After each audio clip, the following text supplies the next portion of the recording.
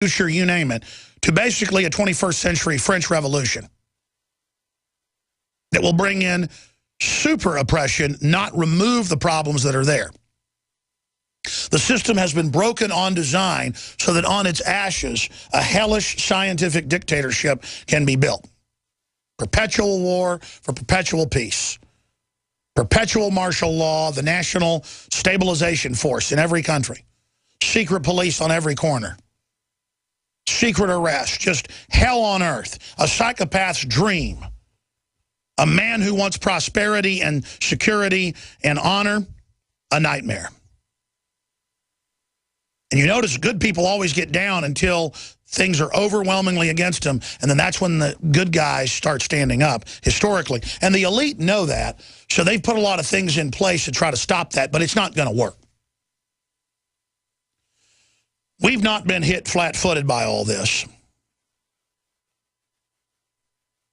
The liberty movement, as Ron Paul said in that 2003 speech that's in my film, Matrix of Evil, he said they're going to collapse the world economy by design in the future and on its ashes bring in planetary dictatorship. Agenda 21, total managed economy by select groups to shut down all their competition.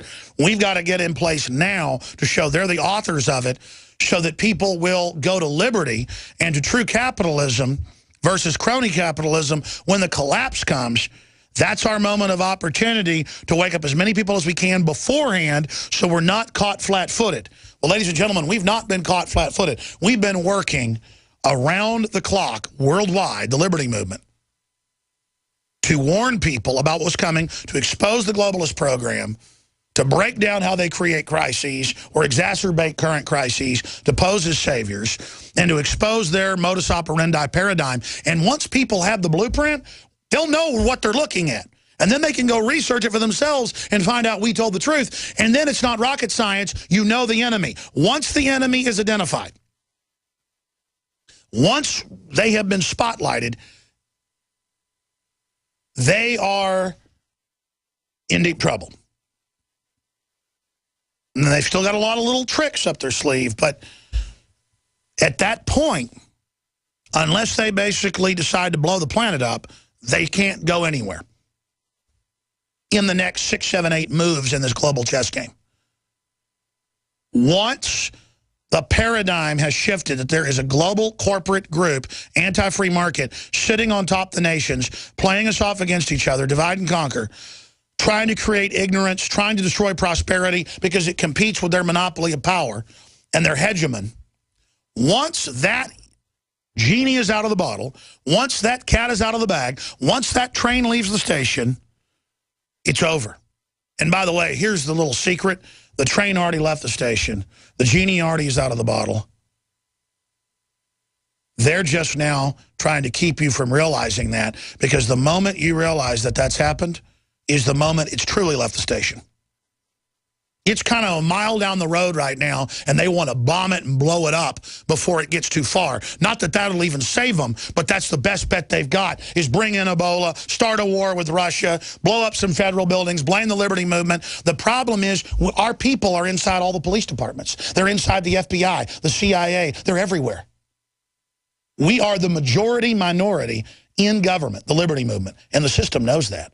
Their purges haven't worked. What's going to happen when you blow up another Murrah building? I'm talking to the globalist. What's going to happen when you release smallpox or anthrax again? What's going to happen when you put a drugged-up kid on an airplane with a firecracker in his pants? We're going to have 2 witnesses that are lawyers that are going to blow it wide open, and Congress is going to have to admit the CIA got him on the airplane. When you run your false flags, you better do it at the North Pole, because we're watching everything you do, and we know who's behind it, and we know who the killers are, and we know who the criminals are. You understand that? And we know your plan, we know your tricks, we know your games, Jack. So don't think you're not being watched. Don't think that your whole NSA system has got everybody scared and suppressed, because all the NSA system's becoming is a giant feedback loop to wake up everyone. You gave 800,000 plus people access to total intelligence. All you did was create a sieve to expose your operations. You thought you'd use it to suppress people blowing your operations. In your greed, you blew your own operation. Humanity is rising. The latest on Ebola, the economy, the Second Amendment, and more. I'm Alex Jones, Infowars.com. That you've got Joe Biden, Obama, and others trying to cover their booties. You've got Senator Lindsey, Limp Wrist Graham, and the rest of them running around doing the same thing. Going, isn't it right, General Dempsey, that none of our allies ever gave any weapons to ISIS? And Dempsey goes, well, of course they did. And now the British military has come out and told their government stop arming them. And our own military has been refusing for over a year and a half to be part of it. There has been a mutiny following the Constitution, following their oath, that's gotten almost no coverage, where our military and where Joint Chiefs of Staff Chairman went, remember, a year and a half ago, to the White House at midnight and told Obama, don't launch those airstrikes tomorrow or there is going to be problems. When thousands of our military put out tweets, holding up signs, officers, saying, I did not sign up to fight for al-Qaeda in Syria against Assad.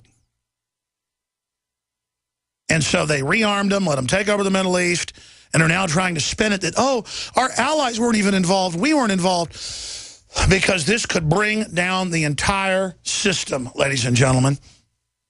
They have gone way too far. Now, if they get away with this, that's why Walter Jones, the congressman, is joining us. If they get away with this, the sky's the limit. And that's why the globalist technicians, the social engineers, only do things if it helps them on a whole bunch of fronts. They're obsessed with that.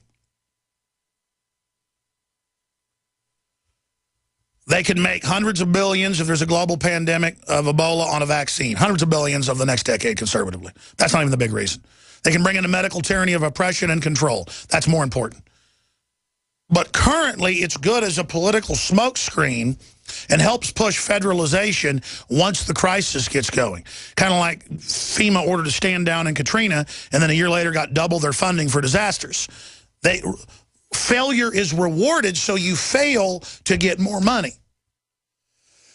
No other country's ever done things that way. We've never done it either, but that's the new system the last 15 years or so in the United States.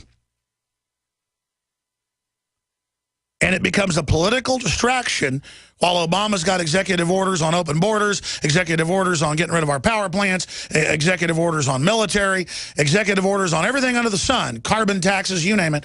While all of this is happening, we're hearing Ebola, Ebola, Ebola, Ebola, Ebola, and they set the precedent to say, oh, like the CDC head said Saturday, oh, if we don't let people come in and out, that could spread it. Keeping the aircraft flying back and forth, that stops it. That's like saying, you know, taking a hatchet to your fingers stops them from bleeding. Or shooting yourself in the head with .357 Magnum is good for you. I mean, it's just 2 + 2 = whatever I say. It's all part of overthrowing reality. As Governor Jindal said, he said, this is absolutely the diametric opposite of common sense. But I'll give you his exact quote. Scroll down on that for me. The exact quote was,